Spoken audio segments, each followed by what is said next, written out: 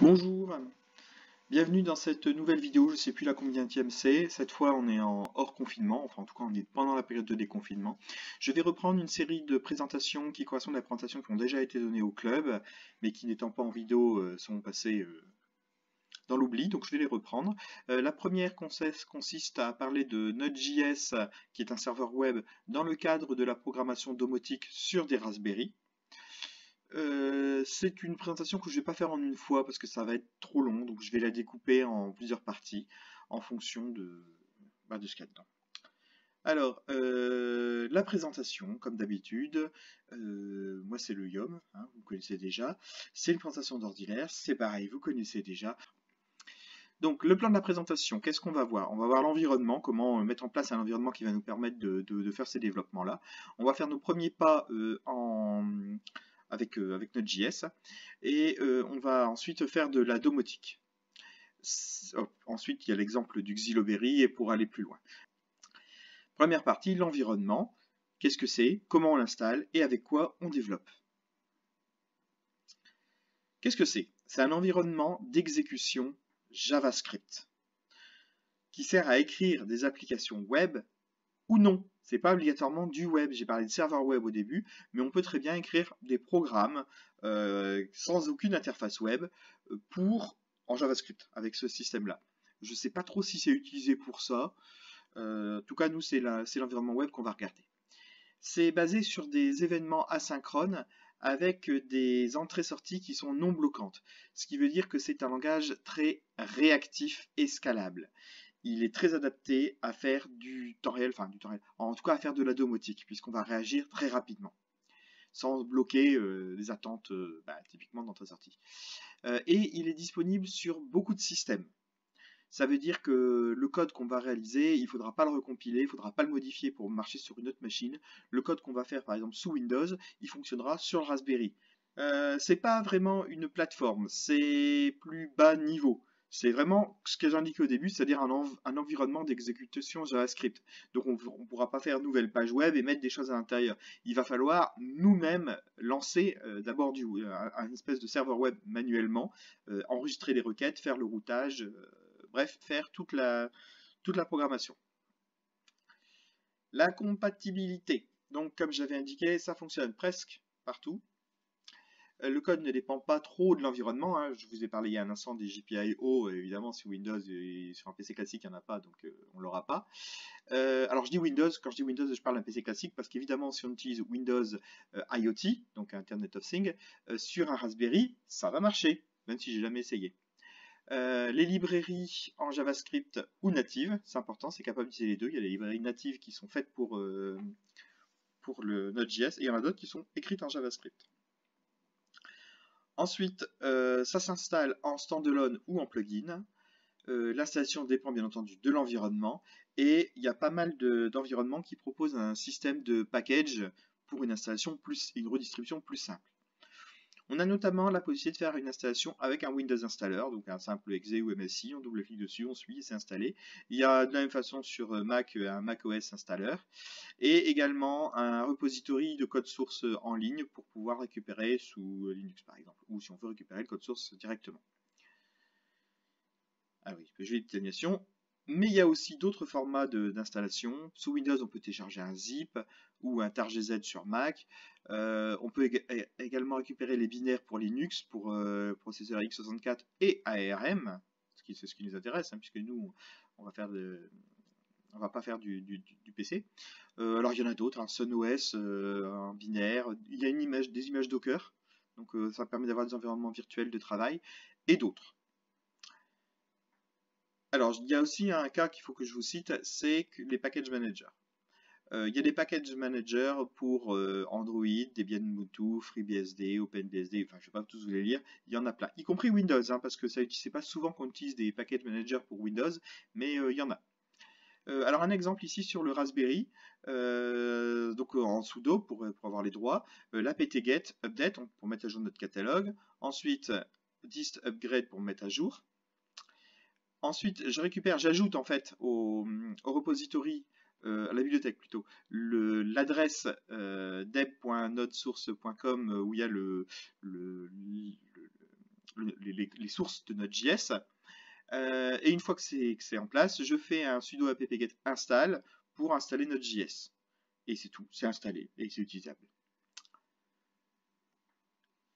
Quelques petits exemples où peuvent être vos fichiers, comment y accéder. En fait, les fichiers de ces sources qu'on va faire, nous, ils peuvent être sur un système de fichiers, sur un partage réseau. Samba, alors Samba, pour ceux qui ne connaissent pas, qui sont plus dans l'univers Windows, c'est ce qui permet d'avoir, grosso modo, du NetBIOS, donc un partage réseau Windows sur Linux, sur une image Docker, avec des Makefile.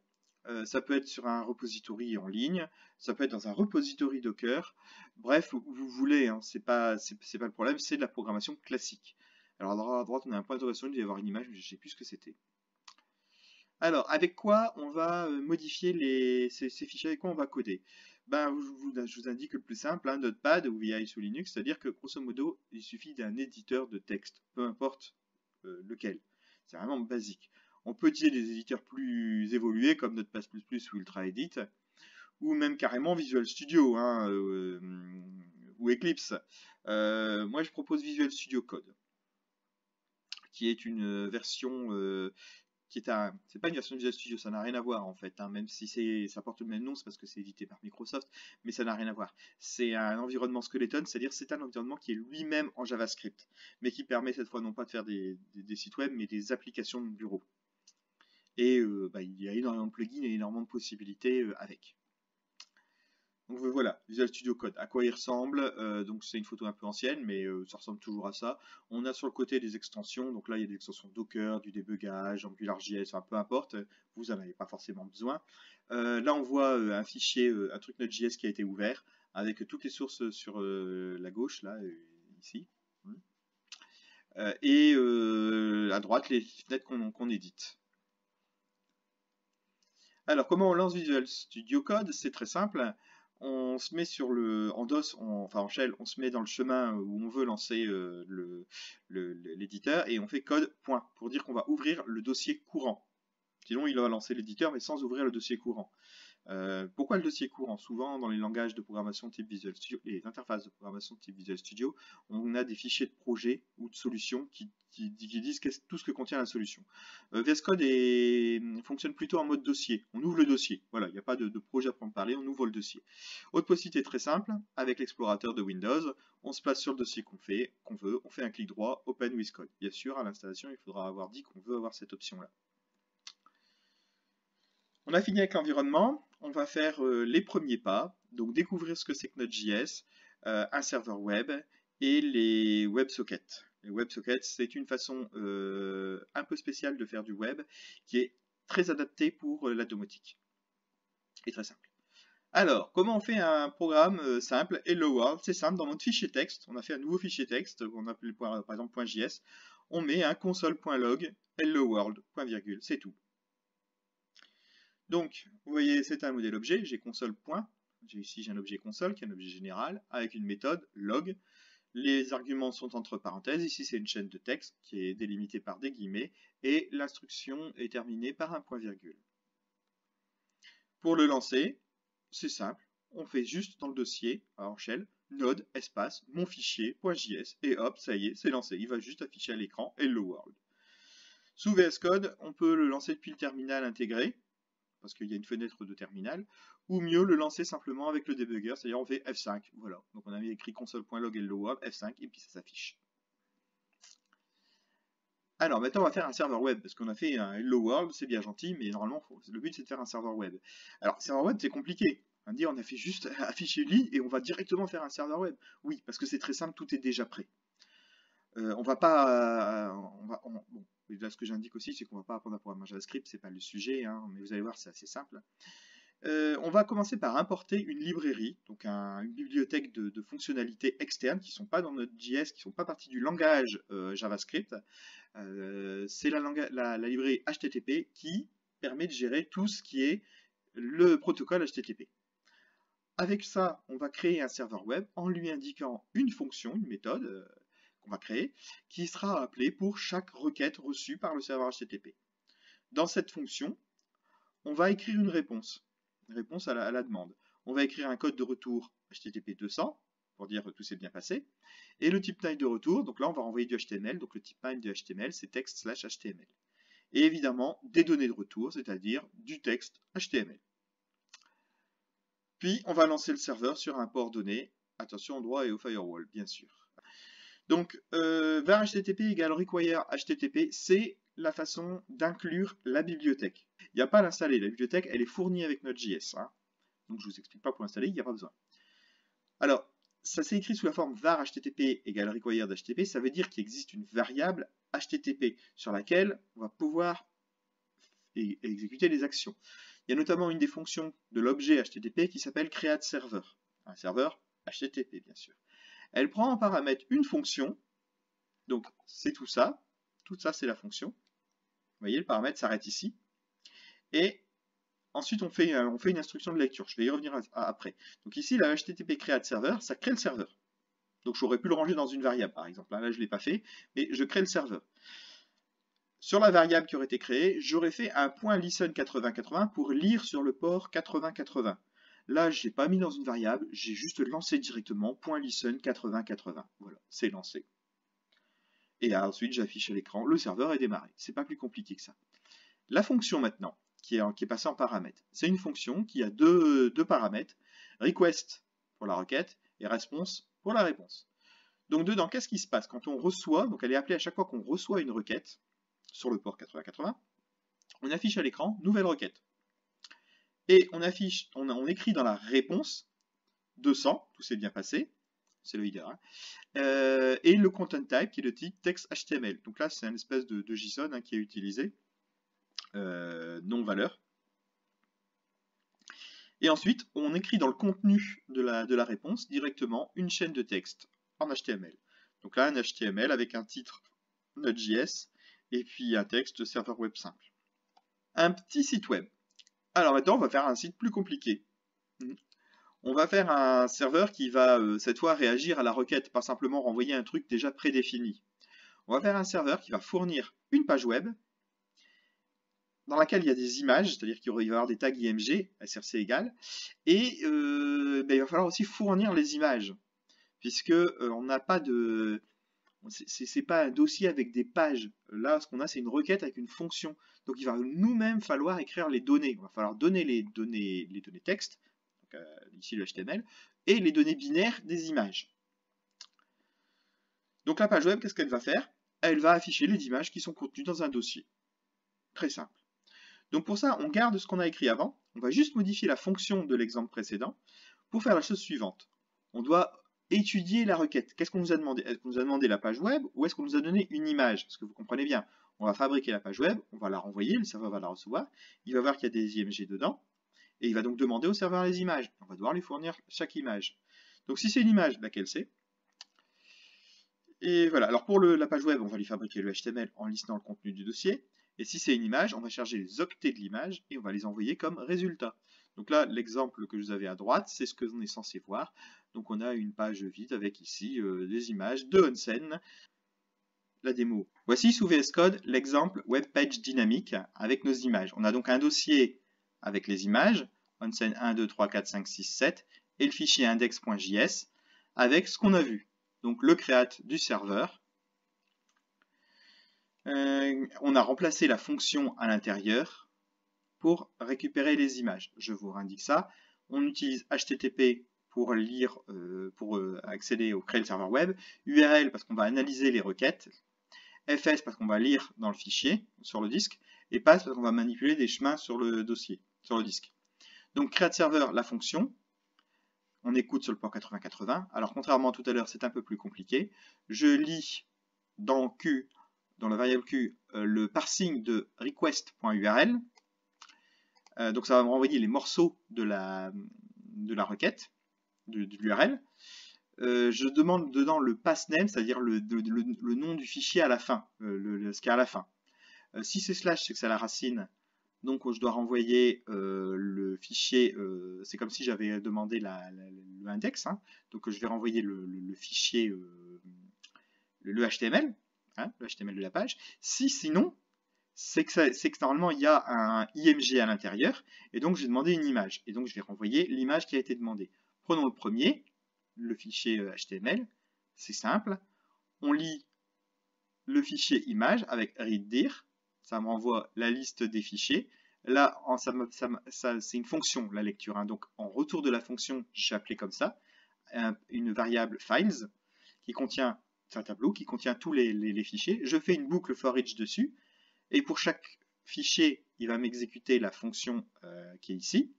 Je vérifie que l'extension c'est JPG. Et parce qu'il faut inclure que les JPEG, hein, si on mettait autre chose à l'intérieur de l'image, il ne faut pas le renvoyer. Et j'écris dans la réponse un tag img avec src égale /img point d'interrogation file égale et le nom du fichier. J'ajoute un petit style pour que ce soit plus joli graphiquement. Et je retourne et je dis que c'est terminé. Si c'était img, qu'est-ce que je fais si c'était img? Je récupère la query, q.query, c'est-à-dire ce qu'on met après le point d'interrogation dans une URL. Pourquoi je récupère ça? Regardez ce qu'on a mis dans le HTML, img point d'interrogation. Donc là, je demande la query, donc je vais récupérer ce qu'il y a après, c'est-à-dire ça. Ça.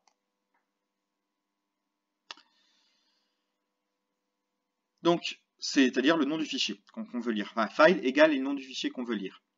Donc si c'est pas si je sais pas lire le fichier, si le fichier n'est pas lisible, je vais mettre une erreur, hein, 404 non trouvé.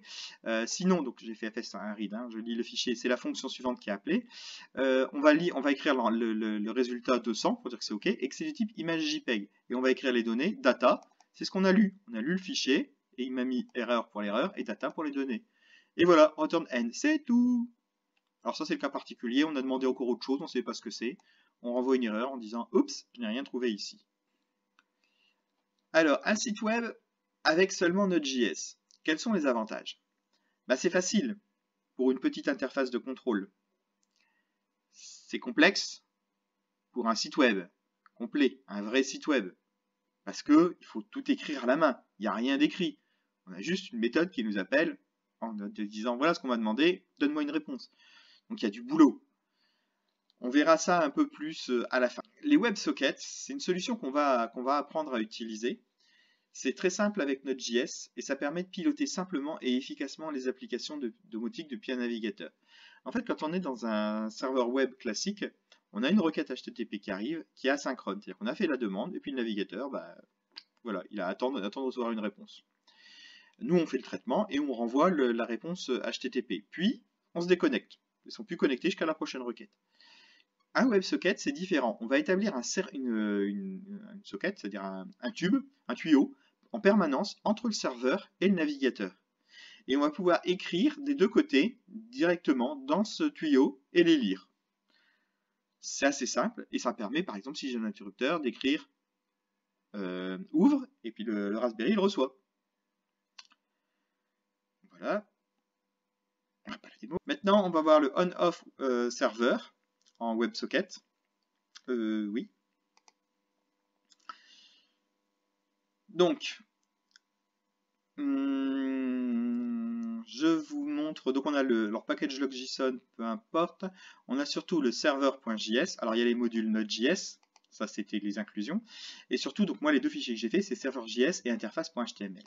Serveur.js, on a la création du serveur, qui va lire le fichier interface.html, donc c'est pour la partie web, hein, donc quand on fait une fonction, une requête, quelle qu'elle soit, je m'en fiche, moi je renvoie le HTML. J'ai que ce fichier-là à renvoyer, c'est la seule raison pour laquelle on peut m'appeler et faire une requête HTTP chez moi.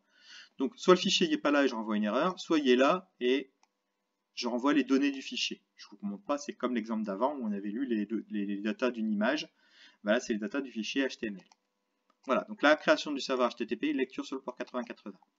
Ensuite, on va faire un serveur WebSocket qui va écouter sur le HTTP serveur, donc sur le port 8080. Il se sert du serveur HTTP, puisque les WebSockets, c'est au-dessus d'un serveur HTTP.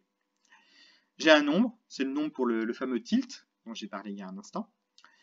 On a ensuite sur socketserver.on, c'est pour dire quand on établit une connexion, qu'est-ce qui se passe? La chose suivante, on a une liste de on pour dire qu'est-ce qu'il faut faire quand on reçoit telle ou telle instruction.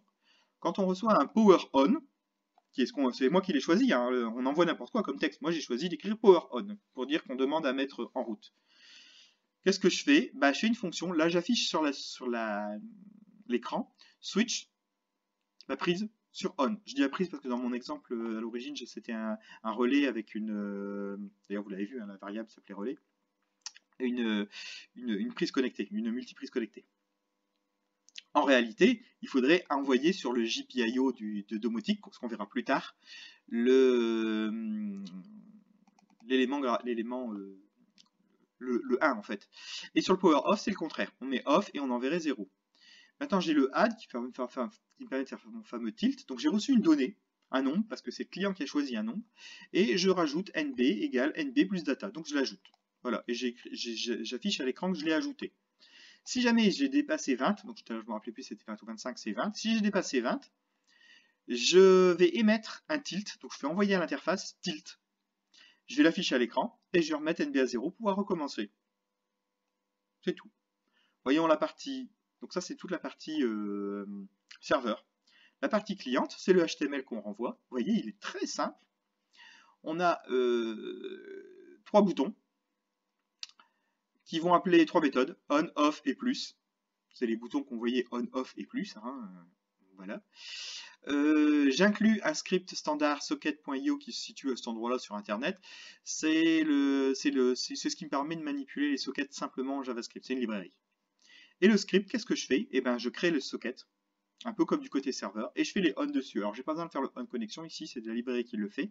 Je mets simplement on, et puis je fais ce que je veux faire. Là, moi, je peux recevoir en on une seule chose, le serveur peut m'envoyer un tilt. Il peut m'envoyer que ça. Donc, quand j'ai reçu tilt, je fais une alerte JavaScript, donc une fenêtre moche à l'écran, on verra comment faire mieux tout à l'heure, data.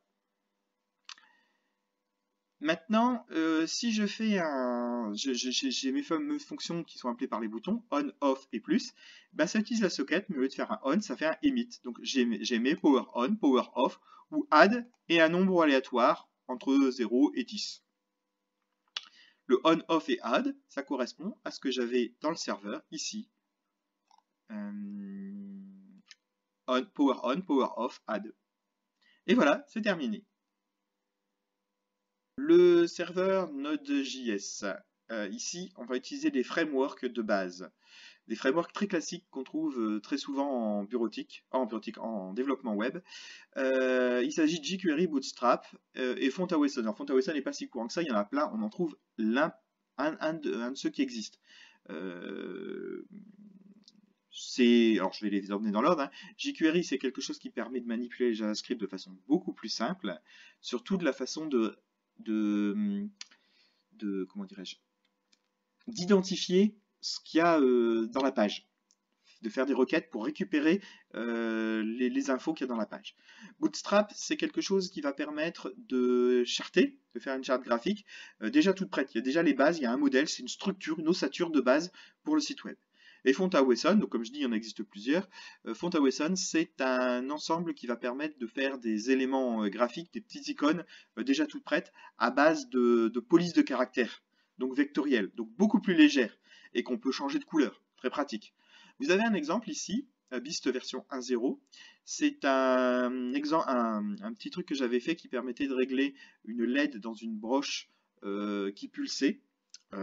Pourquoi Beast? Parce que c'était pour La Belle et la Bête, hein, c'est un costume de La Belle et la Bête. On voit un petit morceau de l'interface ici, on voit la partie pulsation. Donc vous voyez déjà graphiquement c'est plutôt élaboré, alors qu'en réalité il y a très peu de code, c'est très simple. On a ici la patte d'ours qui est une Fontawesson ainsi que l'œil ici sur la pulsation et le petit symbole ici de power. Là, le slider, il fait partie de jQuery. C'est une sous-partie de jQuery, c'est jQuery UI. Le reste, bah, c'est des éléments que j'ai déterminés. Alors ici, on a aussi un contrôle jQuery UI qui est un... Je ne sais plus comment ça s'appelle. C'est un bandeau qu'on peut ouvrir et fermer. Maintenant, on va s'occuper de la partie on-off. Alors la partie on-off, c'est quoi? C'est on va faire un interrupteur en fait. On va faire un interrupteur en ligne. On va le faire d'abord en théorie et après on va faire la version connectée. C'est-à-dire qu'on va mettre vraiment une LED ou autre chose qu'on va ouvrir et fermer en fonction du navigateur. Hein. Donc vous allez avoir un Raspberry qui va héberger Node.js il va y avoir branché quelque chose sur lequel on peut envoyer une commande de on-off, ça peut être une LED. On peut aussi prendre simplement un relais et mettre dessus un appareil, hein, une cafetière, un réveil, j'en sais rien moi, on peut tout brancher dessus, ou une ampoule normale. Bref, on va le brancher dessus. Et on aura donc une interface sur le téléphone, quand on appellera le site web, chez soi ou quand on est à l'extérieur, hein, on peut être à 1000 km de là ou même au Japon, il n'y a pas de problème. On y accède à travers le web, dès l'instant où on a configuré sa box pour laisser entrer ce qu'il faut sur le bon port avec la sécurité qui va bien. Et on pourra appuyer sur on ou off pour mettre en route ou éteindre la lampe ou l'élément qu'on a branché derrière. J'ai également ajouté un petit truc qui n'a pas de sens de pratique réelle. C'est pour enrichir l'exemple, c'est envoyer une valeur aléatoire. Ça va envoyer un nombre entre 1 et je ne sais plus combien. Du côté du serveur, on va incrémenter une variable de cette valeur-là au fur et à mesure. Et quand on dépasse, je ne sais plus, 20 ou 25, on va avoir ce qu'on a à droite, c'est-à-dire une petite pop-up qui dit tilt. Et quand on fait fermer, ça va repasser à la valeur 0 et on pourra recommencer. Maintenant, dans Visual Studio Code, on va voir l'interface graphique du on-off. Alors, la partie serveur, elle ne change pas. Il n'y a pas une ligne qui change, c'est exactement la même qu'avant. Donc c'est la partie interface qui va changer. Elle est un peu plus lourde. Mais ça va. Première chose, dans le header, je fais des liens vers des feuilles de style qui sont sur Internet.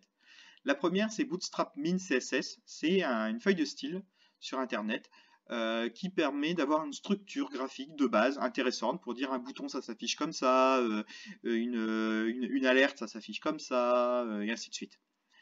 Et également, j'utilise WSOM, c'est une CSS aussi, qui va me permettre de faire des jolis graphiques à l'écran, comme ceux qu'on a vus. Donc, dans mon body, je commence par créer une classe ici. Alors, je peux le fermer pour vous montrer un peu à quoi ça ressemble. Hein. J'ajoute pas mal de choses. On a ici le contenu de l'interface graphique réelle. C'est là qu'on va avoir nos boutons et nos affichages. Une pop-up qui va correspondre à l'alerte. Hein. Tout à l'heure, on a envoyé un alerte JavaScript. Vous avez vu sur l'écran dans le PowerPoint que je vais faire une alerte qui est beaucoup plus jolie. Et ben, il y a déjà ce qu'il faut dans Node.js, ça tombe bien. Pardon, pas dans Node.js, dans Bootstrap. Et là, j'ai le script qui correspond grosso modo au script qu'on avait avant. C'est-à-dire ce qui permet de faire les lancements. Il a un peu changé quand même parce que j'ai fait des effets graphiques, on le verra après. L'interface graphique de ce qu'on affiche réellement. À l'intérieur, j'ai quoi? Voilà, je ferme les trucs pour qu'on voit. J'ai 3 divisions. Le card header, ça va être l'entête de card. Alors là, ma classe c'est card, c'est un truc à onglet, même si là je ne vais pas afficher les onglets, je vais afficher une carte en fait, une carte avec un en-tête et un corps et un footer et un pied de page. Donc la carte qui va contenir le titre, le card body qui va contenir les opérations possibles et les informations, et le card footer qui va juste servir à faire des messages d'informations quand ça s'est bien passé ou mal passé. Donc je reprends le premier. L'entête. Donc l'entête, j'ai juste mis un titre on-off. Et ici, je l'ai mis en italique. Vous voyez, j'ai mis un truc en italique, mais rien, j'ai rien mis en italique. J'ai juste mis un tag italique sans rien mettre dedans. En fait, j'ai mis une classe font awesome. Ce qui veut dire que font awesome, c'est qu'ici, il va avoir des choses spéciales à afficher. Et FA, toujours font awesome, power off. C'est le petit bouton d'extinction d'alimentation. C'est la classe qui correspond à ça. Et bien juste le fait de faire ça, ça va mettre le petit bouton d'extinction devant mon on-off, graphiquement. C'est tout. C'est très joli et j'ai juste fait ça. Je ferme cette partie. Je vais... alors on va regarder tout de suite le pied de page. Hein. Alors le pied de page, il comprend une division de type alerte et alerte success. C'est-à-dire que c'est une page avec en vert par défaut, on va écrire en vert et puis un fond vert clair pour que ce soit plus joli pour dire quand il s'est passé quelque chose de bien. Il est en fade, ça veut dire quoi? Ça veut dire qu'au début il n'est pas visible, il y a eu un fade out, un fade in plutôt. Et à l'intérieur, qu'est-ce que j'ai? J'ai un petit bouton, alors pareil que tout à l'heure, hein, alors tout à l'heure je l'ai fait sur un i, là je l'ai fait sur du strong, ça change pas grand chose, hein, c'est un élément HTML vide, il faut. donc font away son, et uncheck, c'est le petit tic qui permet de dire que ça s'est bien passé, donc c'est très bien pour mettre un message d'alerte qui dit que ça s'est bien passé. Ensuite, un spam de texte qui dit envoyer. Donc grosso modo, là j'ai un petit message qui est tout prêt pour dire quand ça s'est envoyé, et il n'est pas affiché par défaut. Je l'afficherai que quand ça s'est bien passé, et puis je le cacherai après. Le contenu maintenant de ma page. J'ai la partie mise sous tension et la partie envoyer une valeur aléatoire, rangée dans deux divisions. La mise sous tension, elle comprend un titre, H2, parce que j'ai déjà le H1 dans ma page, donc pour le référencement c'est mieux, même si je ne veux pas référencer ça, au moins c'est propre. Alors les classes, tout ça, je ne vais pas vous les décrire, le but c'est pas d'apprendre Bootstrap, j'ai mis les classes pour que ça rende joli. J'ai mis encore un bouton, enfin un icône, j'ai mis un éclair, parce que c'est la mise sous tension. Voilà. Dedans j'ai mis un button group, ça veut dire que j'ai mis un groupe de boutons qui vont avoir la particularité d'avoir le premier arrondi à gauche et le dernier arrondi à droite. Et autres deux, ils seront carrés. Le premier bouton, c'est le code d'avant, vous vous rappelez dans l'exemple précédent, je vais vous le rafficher. On avait 3 boutons, on, off, plus. Là, c'est les boutons on et off. Ils sont ici, on et off. Donc le bouton on, off, je leur ai ajouté un identifiant, un nom, et j'ai retiré le clic égal pour appel de fonction, parce que maintenant on ne fait pas ça directement, c'est pas propre de mettre le code dans le modèle en quelque sorte, juste la présentation. Il n'y a pas de code d'exécution là-dedans, c'est que de la présentation. Donc j'ai mis un identifiant pour pouvoir m'en servir ailleurs. Et je leur ai mis le type bouton pour qu'il y ait le type bouton, et ça, secondary, ça va me donner la couleur. C'est un autre gris.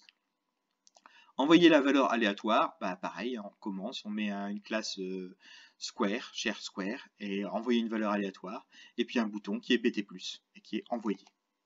C'est fini. La pop-up.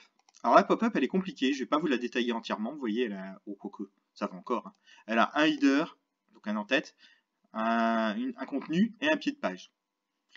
L'en-tête, il est de type header, et dedans, il y a un bouton, de type close qui va permettre de fermer la fenêtre graphiquement. Le titre c'est Guru Meditation, vous avez eu modal title, ça il faut connaître Bootstrap pour connaître les noms à utiliser, ça s'invente pas.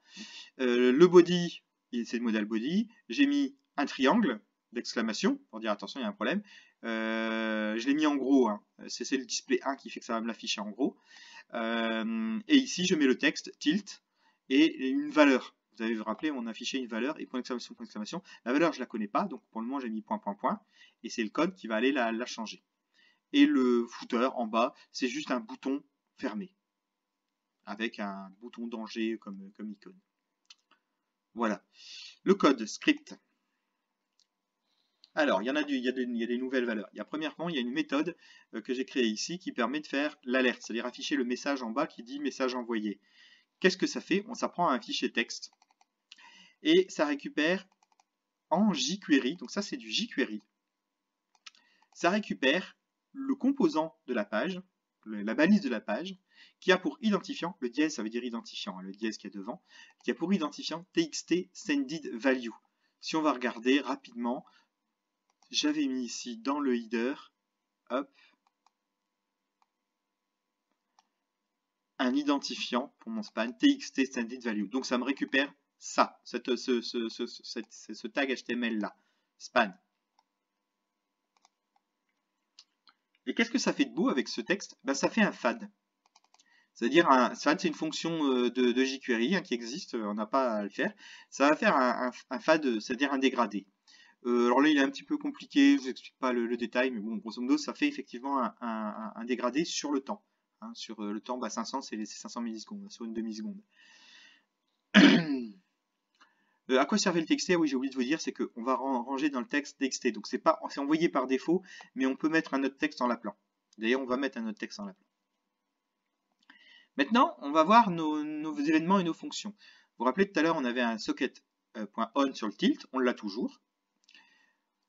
Simplement, on faisait une alerte. Là, on va récupérer le myModalTiltValue. C'est dans la pop-up de tilt, l'endroit avant les points d'exclamation, là où j'avais mis la valeur. Je l'ai appelé modal title value, texte, et je vais mettre le data, c'est-à-dire que j'ai reçu le nombre qui a eu dépassé, je l'écris dedans. Et la modal, je lui fais un show en modal, c'est-à-dire que ça va s'afficher en grisant tout ce qu'il y a autour. C'est en standard, c'est la librairie jQuery. Je ne l'invente pas, c'est dans la doc. Voilà. Maintenant, nos fameuses fonctions on-off, ben, comme c'était pas sur les boutons JavaScript, boutons HTML, il faut que je les associe ici. Donc je récupère ici le BT on, le BT off et le BT+, toujours par identifiant, il y a un dièse devant. Et je leur associe le click. Et le click, à chaque fois, c'est une fonction. Et la fonction, ben, c'est comme avant, on faisait un power emit sur la socket de power on, de power off, et on faisait un emit d'une valeur add, donc ici que j'ai mis en variable pour que ce soit plus lisible. Simplement, en plus, on va utiliser footAlert, c'est-à-dire l'entête en bas, pour afficher on, off, et la valeur de réception. Donc le fameux en pied de page dont j'avais dit envoyer, bah, il sert à afficher d'autres choses. Et voilà, c'est tout. On a terminé pour la mise graphique de l'interface.